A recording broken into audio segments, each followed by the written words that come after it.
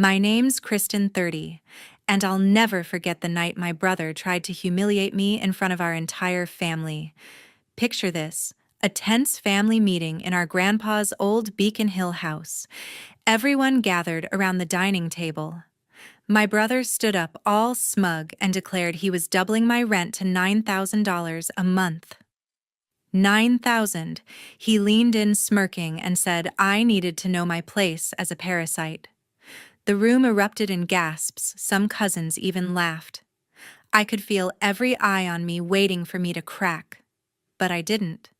I just smiled, nodded, and pulled out my phone. I sent one text. 30 minutes later, the front door creaked open and a man walked in. My brother's face went paler than the Boston winter outside. His hands shook as he gripped his fancy charts and the room fell dead silent. What did I know that he didn't stick around to find out, because this was just the start. If you've ever been underestimated by someone who thought they had the upper hand, drop a heart in the comments, hit that subscribe button, and share your story below. Let me take you back to that rainy Tuesday evening in Boston's Beacon Hill that turned my family upside down. Growing up, I always felt like I was living in my brother's shadow, and back in our Boston childhood, he was the golden child, straight A's captain of the debate team, destined for greatness. By the time he was 30, he'd climbed to director of marketing at a big firm downtown, pulling in a fat paycheck and all the family praise. Me, I was the other one scraping by as a freelance property manager. I loved my work finding tenants, fixing up old Beacon Hill rentals, making spaces feel like home, but to our family, it was small potatoes. At every holiday, someone would nudge me and say, "Why don't you aim higher like your brother?" My aunt would beam about his latest promotion. My uncle would nod along, sipping his coffee. Even my cousins, with their flashy jobs in design and sales, would toss me pitying looks like I was wasting my life. I didn't let it get to me, at least I tried not to. I'd smile and change the subject, but it stung. What nobody knew was how much I learned from Grandpa Clarence. He'd owned a few properties in Beacon Hill, including the old townhouse we all loved. Before he passed, he'd sit me down and talk about real estate, like it was a game of chess strategy, patience, and knowing your moves. My brother, on the other hand, thought it was just collecting rent. After Grandpa died, the family put him in charge of the townhouse. He handled leases, maintenance, all of it. He even gave me a deal on my one-bedroom, $3,000 a month, $500 less than market rate. I was grateful, but I could tell he saw it as charity, a favor for the lesser sibling. He'd call me up, voice dripping with superiority, to remind me how lucky I was. "You're welcome for the discount," he'd say, like I owed him my life. Once at a family barbecue, he bragged about his management skills while I stood there holding a soda, biting my tongue. My cousins chuckled, and my aunt patted his back. It wasn't just him. Everyone assumed I was coasting, barely getting by. They didn't know the half of it. Grandpa had taught me more than just stories. He'd left me something nobody else knew about, something I kept quiet until the right moment. I wasn't just some freelancer with a cheap apartment. I was playing a longer game. Every time I walked through Beacon Hill, I'd pass the townhouse and feel Grandpa's lessons in my bones. My brother thought he ran the show, but he was clueless about what I'd been building. I'd spent years learning the ins and outs of properties, permits, renovations, tenant laws, all the stuff he ignored while chasing his corner office. He'd send me texts about late rent or repairs, acting like I was a burden. Once he even suggested I get a real job to afford a better place. I'd just nod, keeping my cards close. My cousins would whisper about my simple life, and my uncle would ask if I needed career advice. I didn't argue. I let them think what they wanted.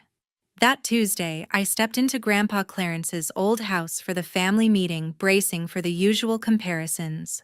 That family meeting that day started like any other, tense, with everyone pretending to get along. I sat at the long dining table, feeling the weight of a dozen pairs of eyes. My brother stood up, adjusting his tie like he was about to pitch to a boardroom. He held up a glossy chart, the kind you'd see in a corporate presentation, and started talking about market adjustments for the townhouse rentals. His voice was sharp, confident, like he owned the place. Then he turned to me, his smile cold, and announced he was raising my rent to $9,000 a month, triple what I'd been paying. "You need to know your place as a parasite," he said, letting the word hang in the air. The room exploded with gasps. My aunt let out a loud chuckle, covering her mouth too late. My uncle shifted uncomfortably, avoiding my gaze. My cousins, two girls in their flashy designer outfits and two guys with smug grins, couldn't hold back their laughter. One of them, a guy in a slick blazer, leaned over and whispered something to his sister, who giggled louder. I felt the heat rise in my chest, but I didn't flinch. I'd heard worse from this crowd. Instead, I leaned back, crossed my arms, and gave a small nod like I was just taking it in. My brother kept going, waving his chart like a victory flag, pointing out how Boston's rental market justified his decision.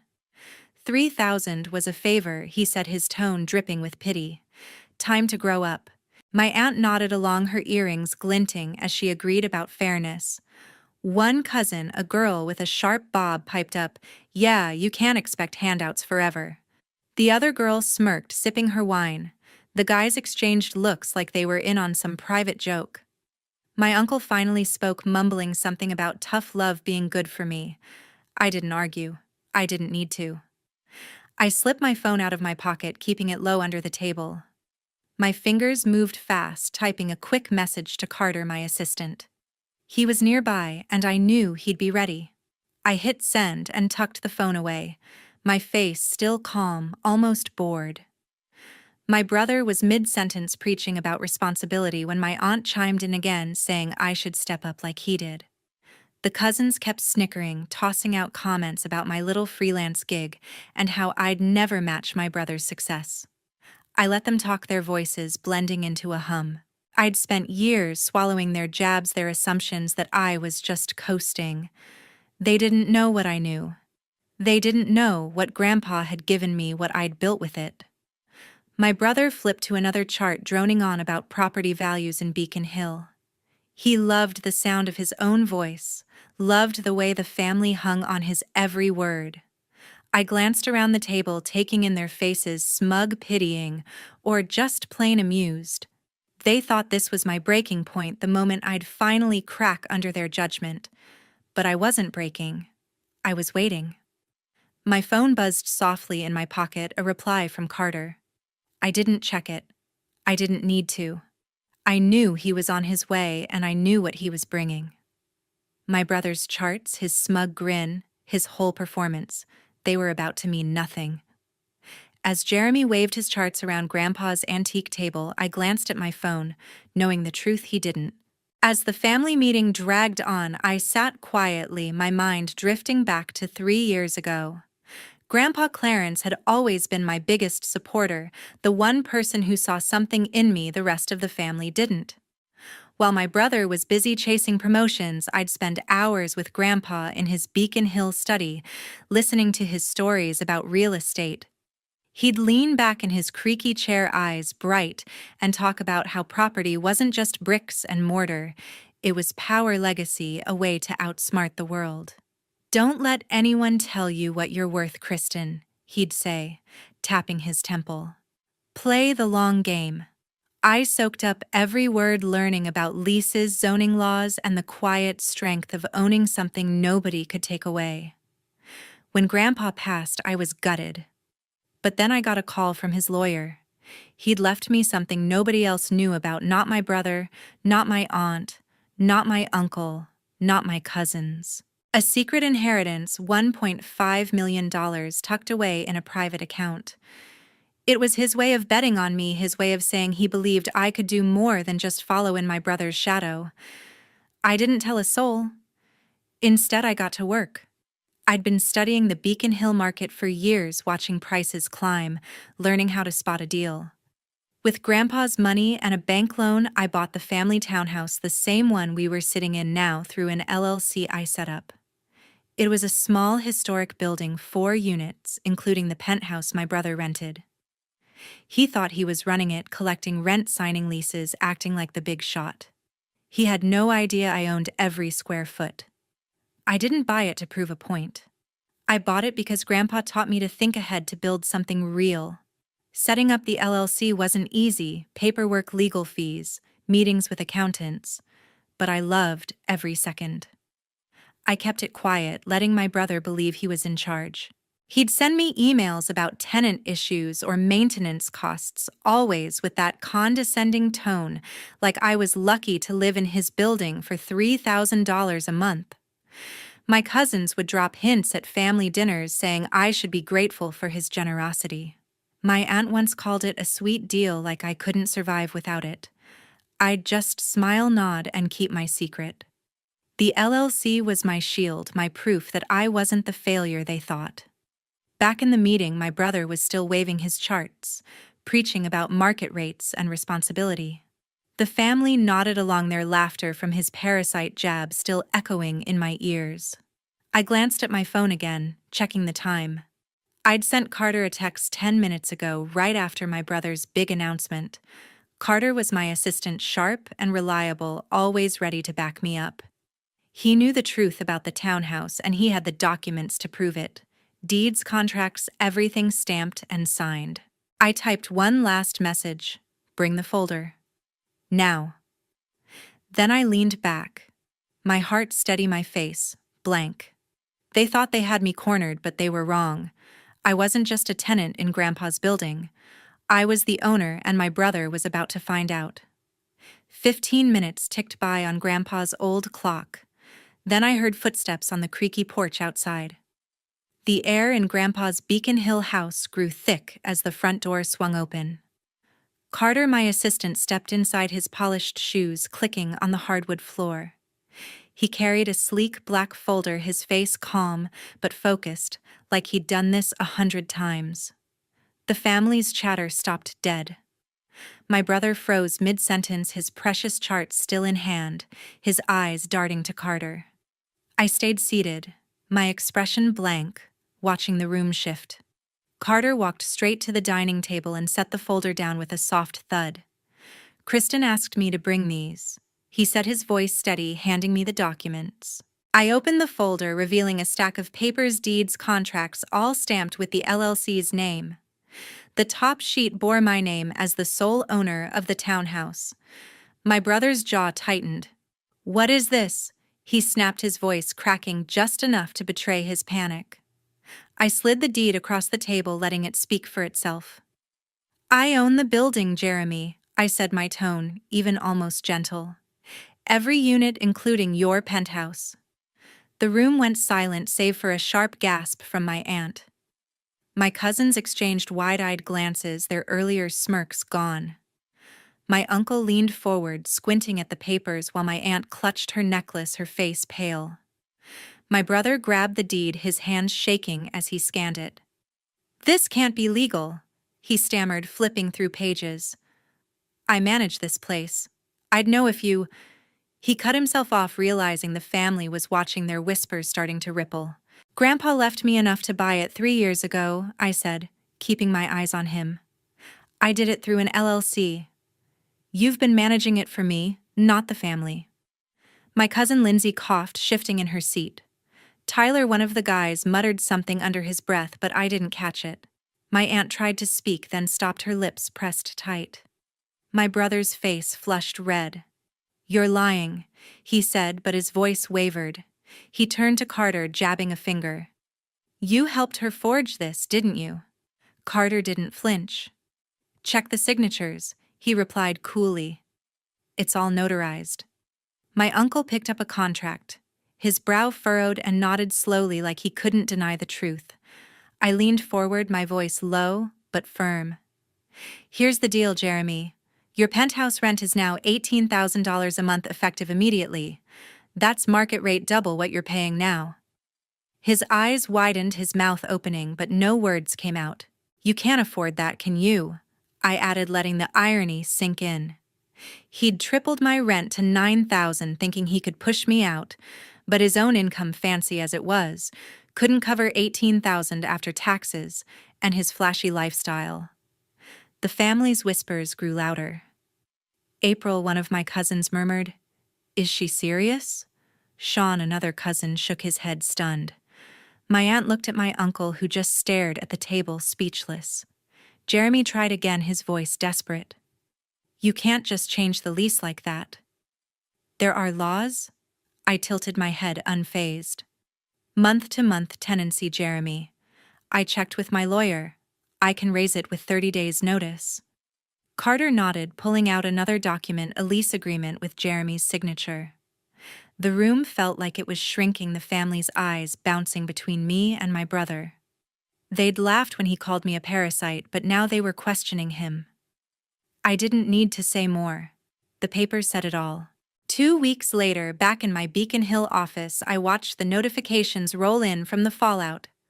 My phone buzzed with texts and emails, mostly from family, some pleading, some angry, but I was still replaying the moment I turned the tables on Jeremy.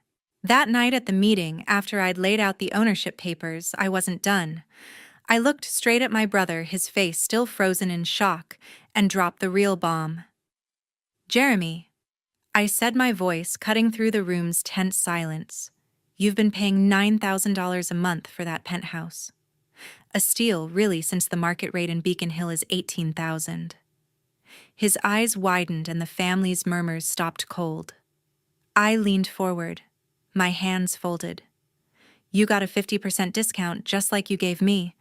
Funny how you didn't mention that when you called me a parasite. The room felt like it might implode. My Aunt Pamela clutched her purse, her knuckles white. Uncle Ronald, usually so quiet, coughed and looked away. My cousins, Lindsay, April, Tyler, and Sean, sat rigid, their earlier confidence gone. Jeremy stammered, "That's not how did you," but I cut him off. "I own the building," I said. "I know every lease, every deal. You're not the only one who got a break." I glanced at the family, letting that sink in. Aunt Pamela and Uncle Ronald had discounted rents too, but my cousins were paying full market rates. Lindsay's face twitched like she was doing the math. Tyler shifted his jaw tight. They hadn't known, and now they were wondering who else got a deal. "I'm done with discounts," I announced, my eyes locked on Jeremy. "Your rent is $18,000 a month now, starting next month. Pay it, or you're out in 30 days. His mouth fell open, but no sound came out. He made maybe $10,000 a month after taxes, and with his car payments, fancy dinners, and designer suits, $18,000 was a pipe dream. He knew it, and so did I. "You can't do this." He finally choked out, his voice shaking. "You're my sister." I tilted my head, my expression cold. "And you were my brother when you tripled my rent to $9,000. Fair's fair, right?" The irony hit him like a slap. He'd tried to squeeze me out, thinking I was helpless, but now he was the one trapped. Aunt Pamela broke the silence, her voice high-pitched. "Kristen, are you raising everyone's rent?" I turned to her, calm as ever. "Not everyone. I'll review the leases case by case. Some of you might keep your discounts if you need them." I didn't name names, but Uncle Ronald retired and on a fixed income relaxed slightly. Lindsay, who just bragged about her new condo, looked uneasy. April whispered something to Sean, who shook his head. They were starting to see the bigger picture. Jeremy wasn't the only one who'd underestimated me, but he was the one paying the price. Jeremy tried one last time, his voice low, almost pleading. "We can talk about this privately," he said. I shook my head. "No, Jeremy. You made this public when you brought your charts. Now you live with it." The family's stunned silence was deafening. They'd laughed at me, sided with him, but now they saw the truth. I held the keys literally. By Thanksgiving, the family gathered again in Grandpa's house, but the silence hung heavier than the turkey scent. The fallout from the last meeting had left everyone on edge. Jeremy had spent the past 2 weeks blowing up my phone, leaving voicemails that started with apologies and ended with pleas to talk privately. "Kristen, I'm sorry, okay?" he'd said in one, his voice softer than I'd ever heard. "I didn't mean to push you like that. Can we just work this out, you and me?" I didn't call back. He'd show up at my office, lingering outside with a nervous smile, asking for 5 minutes to renegotiate. I'd just shake my head and point to the lease terms, $18,000 a month for his penthouse, no exceptions. You've got 30 days to pay or move out, I told him, my voice flat. That's the law. Massachusetts month-to-month tenancy rules were clear, and I wasn't bending them for him. He tried everything. He sent long texts about family loyalty, even brought up Grandpa's name, saying he'd want us to stay united. I wasn't buying it. He'd tripled my rent without a second thought, thinking he could bully me out of my home. Now he was scrambling, his big salary stretched thin by his lifestyle car loans, vacations, tailored suits. $18,000 a month was a wall he couldn't climb. By the end of the 30 days, he caved. I got a curt email from him saying he'd found a small one-bedroom in a cheaper suburb outside Boston, probably costing him a fraction of what he'd paid for the penthouse. I didn't reply. He'd made his choices, and I'd made mine. The rest of the family wasn't off the hook either. I'd spent those 2 weeks reviewing every lease in the building. Aunt Pamela, Uncle Ronald, and a couple of cousins were tenants, and I sent out new notices through Carter, my assistant. The plan was simple, a 10% rent increase each year for most of them starting next month to bring their rates closer to market value. Beacon Hill wasn't cheap, and I wasn't running a charity for people who could afford to pay. But I made exceptions. Uncle Ronald retired and, scraping by on a pension, got to keep his discount. His rent stayed at $3,000, well below market. I remembered how he'd stayed quiet when Jeremy came for me, never joining the laughter. That counted for something. Aunt Pamela, who'd chuckled at Jeremy's jabs, got the full 10% hike. She could handle it with her savings. At the Thanksgiving table, the tension was palpable. Lindsay, one of my cousins, picked at her plate, avoiding my gaze. She'd gotten a rent increase notice and wasn't happy. 10% steep. "Kristen," she muttered, barely audible. I shrugged.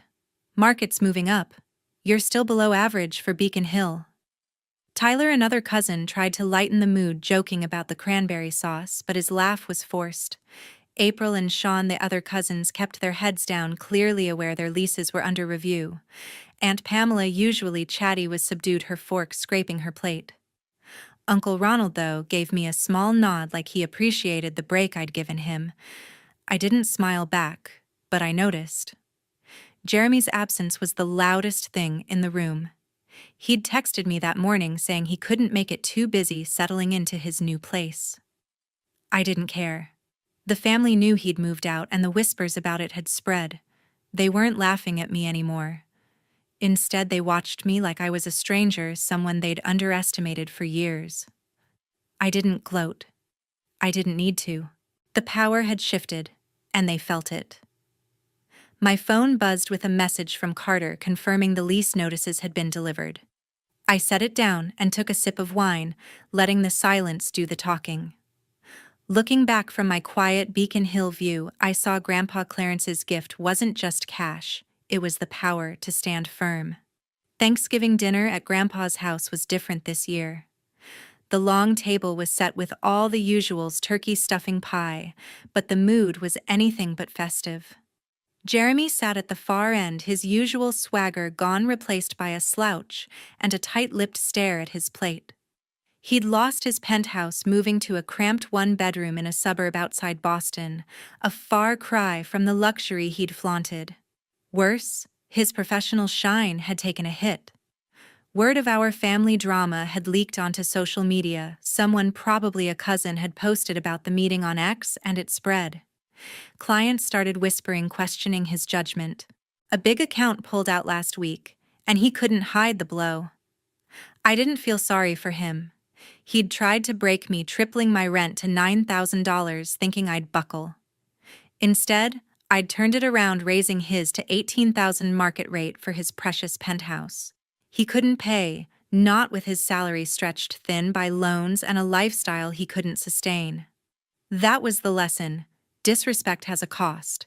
You don't get to call someone a parasite, push them out of their home, and walk away untouched.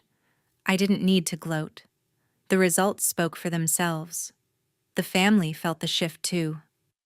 Aunt Pamela kept her eyes on her wine glass, her usual chatter replaced by nervous sips. Uncle Ronald, who I'd spared from rent increases because of his fixed income, gave me a quiet thank you before dessert. My cousins, Lindsay, April, Tyler, and Sean, barely spoke. They'd all gotten my rent increase notices 10% a year and knew I wasn't bluffing. Lindsay tried to make small talk about the weather, but her voice cracked, and she gave up.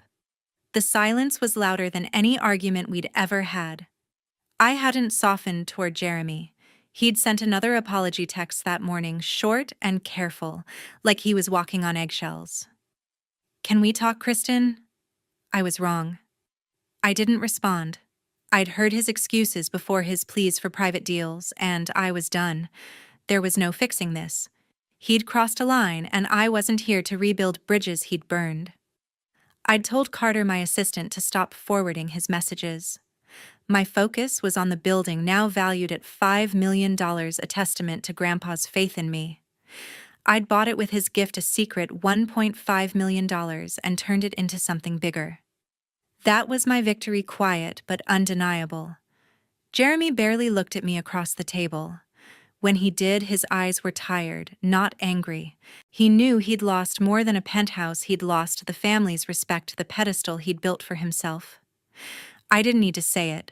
The empty chair where he used to hold court, waving his charts, said enough. My cousins whispered about him when they thought I wasn't listening, wondering how he'd recover. I didn't care. My focus was on the bigger picture, running my building, making fair but firm decisions, and proving I wasn't the weak link they'd all assumed. Grandpa's lessons echoed in my head: play the long game, stay sharp, don't let anyone define your worth. Jeremy had tried, and it cost him everything he valued. I didn't need applause or reconciliation. I had my home, my business, and the power to decide who stayed and who didn't. That was enough.